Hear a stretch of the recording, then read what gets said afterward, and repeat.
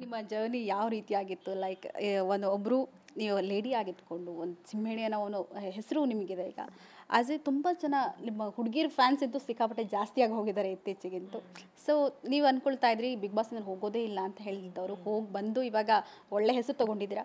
ಸಾಕಷ್ಟು ಜನ big boss ಬಗ್ಗೆ, ಬಿಗ್ ಬಾಸ್ ಮನೆ ಬಗ್ಗೆ ಒಂದಷ್ಟು ಜನಕ್ಕೆ ಬೇರೆ ಬೇರೆ ಥಾಟ್ಸ್ಗಳಿರುತ್ತೆ. ಸೊ ನೀವು ಏನು ಕಲ್ತ್ಕೊಂಡು ಬಂದ್ರಿ ಅಲ್ಲಿಂದ, ಮತ್ತು ಆ ಥಾಟ್ಸ್ ಹೇಗೆ ಬದಲಾಯಿತು ನಿಮಗೆ ಇಲ್ಲಿ ಹೋಗಿ ಬಂದ ಮೇಲೆ ಅಂತ? ಹೋಗಬೇಕಿದ್ರೆ ನನಗೆ ಒಂದೇ ಒಂದಿತ್ತು, ದ್ಯಾಟ್ ಯಾವುದೇ ಕಾರಣಕ್ಕೂ ನನ್ನ ಬಗ್ಗೆ ನನ್ನ ಫ್ಯಾಮಿಲಿಗೇನು ಪ್ರಾಬ್ಲಮ್ ಆಗಬಾರ್ದು ಅಂತ. ಅವ್ರಿಗೆ ಯಾವತ್ತೂ ನನ್ನ ಮೇಲೆ ಒಂದು ಪ್ರೈಡ್ ಇತ್ತು, ಅದೇ ಇರಬೇಕು, ಪ್ರೌಡಾಗಿರಬೇಕು ಅವರು ಅಂತ ಇತ್ತು. ತುಂಬ ರೆಸ್ಪಾನ್ಸಿಬಿಲಿಟಿ ಶೋಲ್ಡರ್ಸ್ ಮೇಲೆ ಇಟ್ಕೊಂಡು ಹೋಗಿದ್ದೆ. ಬಿಕಾಸ್ ನನ್ನ ಕರಿಯರ್ ಪೀಕಲ್ಲಿದ್ದೆ. ಇವಾಗಷ್ಟೇ ಹಿಟ್ ಫಿಲ್ಮ್ ಕೊಟ್ಟಿರೋದು, ಕರಿಯರ್ ಚೆನ್ನಾಗಿ ಹೋಗ್ತಿದೆ, ಒಳ್ಳೆ ಆಫರ್ಸ್ ಬರ್ತಾ ಇದೆ. ಏನಾದರೂ ಎಡವಿದೆ ಅಂದರೆ ನನ್ನ ಲೈಫ್, ನನ್ನ ಕರಿಯರ್ ಎಲ್ಲ ಹೊರಟೋಗ್ಬಿಡುತ್ತೆ.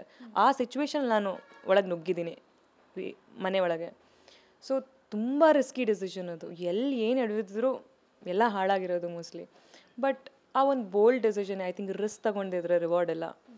So I was literally like, let's take this risk, because ನನ್ನ ಪರ್ಸ್ನಾಲಿಟಿಗೂ ಚೆನ್ನಾಗಿ ಗೊತ್ತಾಗಬೇಕು ಅಂತ. ಆ್ಯಂಡ್ ಐ ಫೀಲ್ ಅಸಮರ್ಥಳಾಗಿ ನಾನು ಒಳಗೆ ಹೋಗಿ ಆವತ್ತು ನೆಲದ ಮೇಲೆ ಮಲಗಿದ್ದವಳು ಕೊನೆಗೆ ಹೋಗಿ ಕ್ಯಾಪ್ಟನ್ ಬೆಡ್ ಮೇಲೆ ಏನು ಕ್ವೀನಾಗಿ ಮಲಗಿದ್ನೋ, ನನ್ನ ಗ್ರಾಫ್ ತುಂಬ ಚೆನ್ನಾಗಿತ್ತು. ಪ್ರತಿ ಒಂದು ಮೊಮೆಂಟಲ್ಲೂ ನಾನು ನನಗೋಸ್ಕರ ಹೋರಾಡಿದ್ದೀನಿ, ನೊಂದ್ಕೊಂಡಿದ್ದೀನಿ, ಆ ನೋವನ್ನ ಎಕ್ಸ್ಪ್ರೆಸ್ ಮಾಡಿದ್ದೀನಿ. ನಾನು ಕ್ಯಾಪ್ಟನು ಎಲ್ಲರ ಪ್ರೀತಿ ಗಳಿಸ ಮೇಲೆ ಆಗಬೇಕು ಅಂತ ಅಂದ್ಕೊಂಡಿದ್ದೆ, ಅದಾಯಿತು. ನಾನು ಕ್ಯಾಪ್ಟನ್ ಆದಾಗ ಎಲ್ಲರೂ ನನ್ನ ಜೊತೆ ಚೆನ್ನಾಗಿದ್ದರು.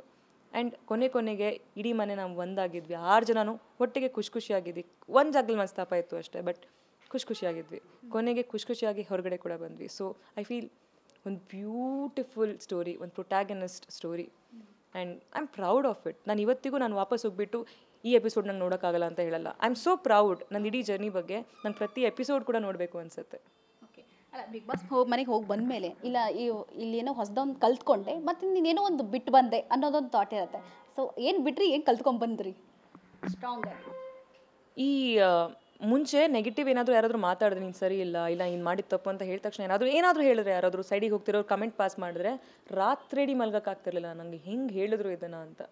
ಇವಾಗ ಯಾವ ಥರ ಆಗ್ಬಿಟ್ಟಿದೆ ಅಂದರೆ, ಪಕ್ಕದಲ್ಲೇ ಯಾರಾದರೂ ನಿಂತ್ಕೊಂಡು ನೀನು ನೆಗೆಟಿವ್ ಅಂದರೆ ಬಿಡು, ಇಗ್ನೋರ್ 1 ಅಂತ ಹೇಳ್ಬಿಟ್ಟು ಬರ್ತೀನಿ ನಾನು. ಸೊ ನಾನು ಇಗ್ನೋರ್ ಅನ್ನೋದನ್ನ ಕಲ್ತ್ಬಿಟ್ಟಿದ್ದೀನಿ.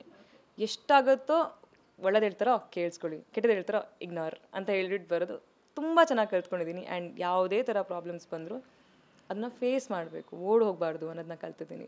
ತುಂಬ ಎಲ್ಲ ಹೇಳ್ಕೊಟ್ಟಿದೆ. ಆ ಮರದಲ್ಲಿ ಸುಮಾರಷ್ಟು ಲೆಸನ್ಸ್ ಇದ್ದಾವೆ. ಮೋಸ್ಟ್ಲಿ ಸಂದರ್ಭ ಬಂದಾಗಲೇ ಗೊತ್ತಾಗುತ್ತೆ ನಾನು ಎಷ್ಟು ಗ್ರೋ ಆಗಿದ್ದೀನಿ ಅಂತ.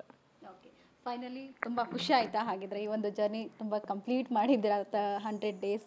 ಸೊ ಕಂಗ್ರ್ಯಾಚುಲೇಷನ್ಸ್, ನಿಮ್ಮ ಫ್ಯೂಚರ್ಸ್ ತುಂಬ ಚೆನ್ನಾಗಾಗಿರಲಿ. ಸೊ ಇದಿಷ್ಟು ಬಿಗ್ ಬಾಸ್ ಸೀಸನ್ನ 10 ಸಿಂಹಿಣಿ ಆಗಿರ್ತಕ್ಕಂಥ ಸಂಗೀತಾ ಶೃಂಗೇರಿಯವರು ಮಾತನಾಡುವಂಥದ್ದು. ಕ್ಯಾಮ್ರಾ ಪರ್ಸನ್ ರಮೇಶ್ ಜೊತೆ ಪೂರ್ಣಿಮಾ TV9 ಬೆಂಗಳೂರು.